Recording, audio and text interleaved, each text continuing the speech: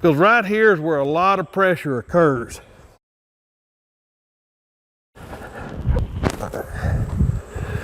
Oh, and by the way, if you build a bud box, put you a gate right here. It's one that you can get out of it quickly if you need to, and two, you get old, you don't want to crawl over. You'll realize you put more gates everywhere you get a chance as you get older. All right, if we're working the chute and the lead up, this one happens to have the head latch on the control on this side. If my chute operated from this side, I probably would want my bud box over here. Now it's interesting that they didn't change the squeeze. Maybe you can just flip the chain over, but they didn't do that. So it squeezes from one side and opened on the other. Interesting. But, so if I'm working this head gate, and I've got one caught in here, I want the next one looking before I let this one go. So I want the back gate ready to come up, particularly when it's open like that. Or I want, if it's a hydraulic chute, I'd probably still have the animal squeeze down and then open my head gate and then let him, as soon as that forward motion starts, you can open the back gate and that draws the next one in. Okay, so most of the hot shot use I see at a cow-calf operation is right here. This animal going in. So what we need to try to do is to create draw through the chute. Okay? And by creating that draw, we get that flow started through here and we can get that speed going. So normally, this lead up to a chute should be at least 20 foot long. This one's 10. So you'd like to have it at least 20 to where you can stack enough cattle behind the chute that you can create good flow as well. Okay? Because if you just put one in here and one in the chute, this one may want to back up too much. And then when you get this one out, you don't have any draw coming forward, so it kind of gets to be an issue there. The other thing about chutes, try to get one that'll, and I do like self-catch head gates, some people don't, but these you can set with a pretty good gap in them. You can step down the side of the animal and get them drawn in, and then you could let your back gate down, then go back and catch their head. So there's a lot of different ways to work that, but something that will allow you to give them a little daylight. But I see so many people that are afraid of missing one, they won't ever open it up enough to get the cow to voluntarily come through. So you wind up having to hot shot them into the squeeze chute. All those things are things you can fix with equipment and design. We've talked about different tub systems. The other one we haven't talked about, there's a company called Aeroquip out there now that actually has what they call a bud flow tub, where the cattle actually come in the tub the opposite direction of what you'd normally bring cattle in. They go to the back of the sweep and then they come back out. So you basically mimic a bud box, but you have a sweep tub to do it with. So that's another one you can look into as well if you're looking for processing areas. I don't think it works that much better than some of the others, but it does allow you to have that sweep gate.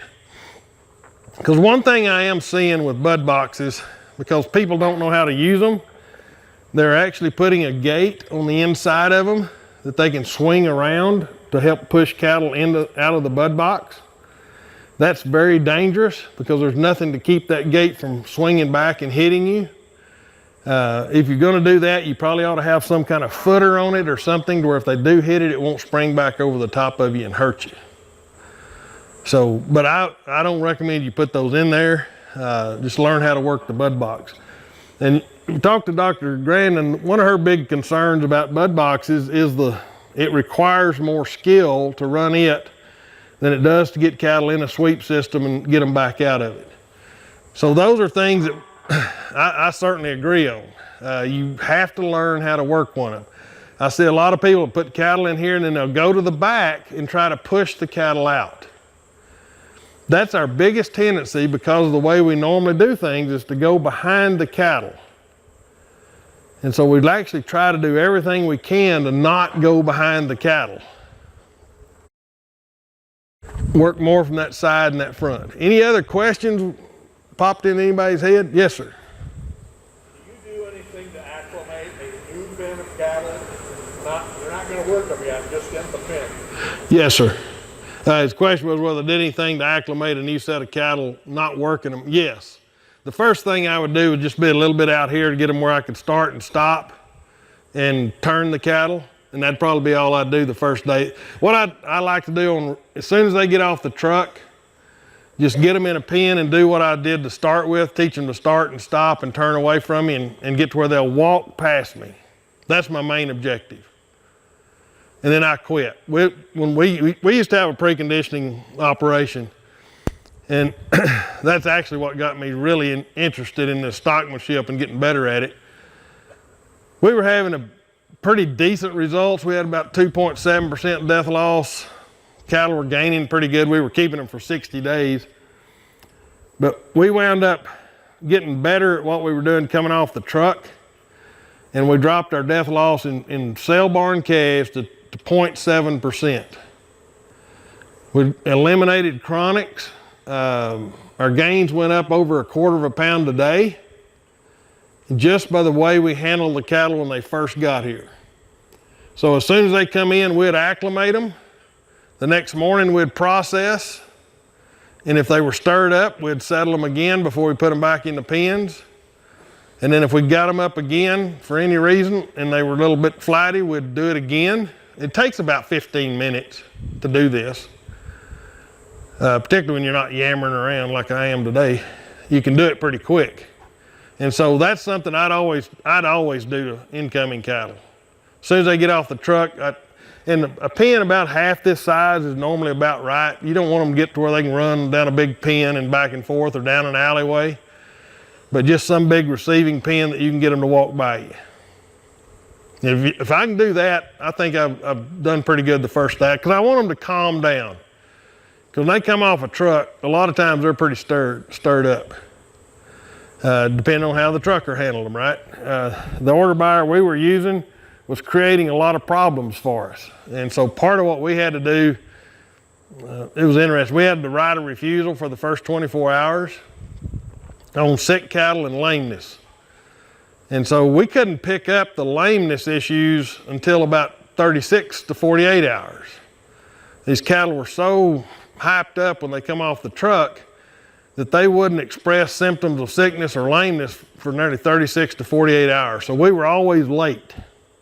And so that's why we started doing that, and we'd get them where we'd calm down and we could pick up. And it got to be a very distinct little twitch in their movement. They weren't really lame, but they were giving. You could tell they had something going on in their back. And the problem we were having, that at 48 hours, these cattle would go down and wouldn't come up. Had a pinched nerve in their back. So as we got to finding them early, we'd get a gooseneck and send them back to the order buyer. And they started going down on him. And so he started thinking we were doing something to the cattle. I said, no, we're just finding them quicker and giving them back to you. So what we found out was his processing crew, everybody had a hot shot. And they would fire those cattle up, and they would not stop them until they hit the head gate. And they were hitting the head gate so hard it was throwing their back end up and pinching nerves in their back. So when we got that, the problem became his, he got it fixed. The other thing they were doing, they were on concrete, and they were pushing on the concrete so hard from hot shotting them, they were getting toe abscesses. And so when he got control of his crew, toe abscesses quit, those pinched nerves in the back quit, the stress level went down, that our death rate dropped. And so that whoever's buying cattle for you can have a big impact on how successful you are or not. The other thing we quit doing, I don't recommend you do this, we quit vaccinating just to see if our handling was actually making that big a difference, and it was. Because we still had that drop in sickness and everything else without vaccine. I would not recommend anybody not vaccinate, don't get me wrong. But that was just on my personal risk. I wanted to see if this was making that much difference. And it did. So that's why I've become such a big advocate of this. And we started our preconditioning operation in 2003, and I think in 2008 is when we started doing these for NCBA. It's a big issue, I think, in our industry, all along that chain. Somebody mentioned auction markets earlier. Auction markets are a key component of this stress deal. And we've got to continue to work with those crews to manage that handling at that point in time, because it is stressful on the cattle, very stressful. So you got the co-mingling, transportation, handling, all that piled into 1-2 day window, and it really chars some of these cattle. Anything else? Good question. Yes, sir. Same number of head go in the box is what your approach alley holds. That's the general rule. That's the general rule. It don't have to be exactly that, but what you don't want to do is warehouse cattle in a tub or a box for very long, because you remember when I talked about it'd be better off if I took these cattle away from the gate and brought them back to where I had movement in them. Same thing in a sweep tub in particular, because if they're sitting in that tub, when you go back to get them, they're all facing the wrong direction, right? And so then you got to put a lot of pressure on them, get them turned around. And so that's where, if you don't do that right, you can put too much pressure on them, they just wind up sticking their head in the corner. So hopefully it's used as a flow through part of the system. I've been to a lot of feedlots in the panhandle of Texas where they'll have enough capacity in the sweep tubs for probably 6 loads into the alley, and they'll stock it full and just feed out of that. It all comes back from us not wanting to go back and get more cattle. You don't want to make them that many trips. So we make it harder on the cattle because we don't want to make it harder on us.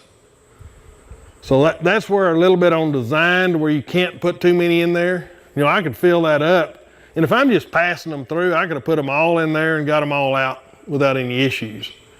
But it's better to keep that number small. I've got one preconditioning operation. They have a 16 by 24 foot box. They work everything horseback. They actually bring enough for 2 fills at one time. But that box is so big, when they step back in it, those cattle actually will run and get started in the box, so they can actually create movement in the box and get them out of it. You got to really know how to work it, but it actually works pretty good. I don't recommend that, but some of them do it. And if you wind up with, this other thing, I always tell everybody, bring one less than will fit. Because how many times we're back there hot-shotting that poor last fool trying to get him in, and he don't have a place to go. It's the ones up the front that's creating the problem. So don't get them packed in there so tight you've got to really put too much pressure on the back one. And that's the same thing loading trailers. We'll end this session with loading the trailer. But so often we're back here behind the cattle putting pressure on the ones that can't go anywhere. And I'll bet these little buggers, you put too much pressure on them, they're going to run over you, because they're going to get out of there. And so that's where positioning yourself to get flow coming helps. And so this is something else. If the box is set up this way on this chute, the person loading the box or running the box can send cattle through here. So if you have somebody working this area, they probably just need to back off until flow stops, and then they can go to it. But so often we'll have people that won't want to step away. They're just standing right here watching them. Don't watch them. That's contact on the eye. It'll slow them down. So if you step out, that creates better flow and draw. Here's something else. If the cattle are balking, how have we taught them to go forward? By stepping down their side, right? So in this chute, if these cattle balk, step down their side, and as you walk past that point of balance, they go forward. Now, here's the other side of that. If you go too slow and you're in front of that point of balance, what happens? They just back up. Remember my little weaving deal? And they just kept backing up. So if they start backing up, you may have to come out here and come at an angle behind the eye to get them to go forward. So it's not just as simple as walking down the side of it. But here's something else. Once you walk down the side of it, you need to walk away from the cattle. Because if you walk right back up their side, what if you just told them to stop again? Okay, so it's a triangle kind of motion to get that done. And that's where a curved system actually has an advantage, because if you walk down that curve, you can come straight back to the front without having to walk away from it. So a curve actually has some advantages. It doesn't have any advantage in cattle flow, in my opinion, but it does allow you to cut out a few steps, okay? Also at breakfast this morning, we had a discussion on solid versus closed sides. I don't care. If you got open sides, you got to handle them a little different. What I would recommend for most operations, if I were working the cattle on this side, I would have the offside sheeted to where they couldn't see out. Because they can be drawn to other cattle in the pen, right? These cattle come in here and they were turning as soon as they could just to get out here because they could see their buddies out there. But if I don't want them to try to stick their head out that side, I'll sheet that side and either half sheet this one where I'm standing to where they can see me and I can put pressure. That's what we were talking about this morning at breakfast. And he said he bought one that was solid sheeted. He went home after seeing some of this and cut the top half off, I believe is what you said. And that allows you to put pressure on these cattle when you need to. That's ideal, actually, to have the offside sheeted, this side open. Now on a bud box, a lot of people will leave this end of the bud box open, and it needs to be open. But if you're putting it under a barn, it's kind of hard to have it open, isn't it? You may have it in there and have an open panel, but you're still going against the barn sometimes. But the whole idea on fresh cattle is to get them to draw to that light. Remember Jesse made the comment that cattle like to go from dark to light? And so you're really trying to get those cattle into the back of the box so you can get the gate closed. You can have these sides solid. Most people will cover the entrance gate and make it solid. I'll have to admit, in all the bud boxes I've ever made, I've never made one of them solid, and they still work pretty good. These actually work pretty good today, right? Now, if you've got a lot of distractions around here, you may want to cover it. So my decision on whether to make it solid or not is there somebody I need to block the view between them and the cattle. Otherwise, I'll leave it open just because it's cooler, it's easier, and it's cheaper. But if I've got somebody standing here and I can't keep them out of the way, or there's vehicles or whatever right here, that may stop my flow into the box, so I may want to cover that. So there's always instances where you want to cover something. I will tell you, at a transition point going into a crowd alley, a lot of times we'll have our sweep outside or our bud box outside, and then we'll go straight out of that into a barn. That's pretty hard on cattle to make that transition from lighted area to dark. So if you're going to do that, put you a very bright light back here over the back of that chute to where it doesn't look like it's going from light to dark. Remember what Jesse said? From dark to light. So always create that draw by having light to go to. There's some of y'all, how many of y'all remember the Slits malt liquor bull? Anybody in here old enough to remember that? Y'all ever figured out how they got him to run through a wall? They'd actually put him in a dark room and cut a little bitty hole in the wall, and then they'd shine a light through that hole. And he would run to the light and bust through the wall. So they always like to go to light. So you can train animals to come to that light as well. So that's something we just have to keep in mind as we're doing this. Any other questions? I'm gonna keep rattling here.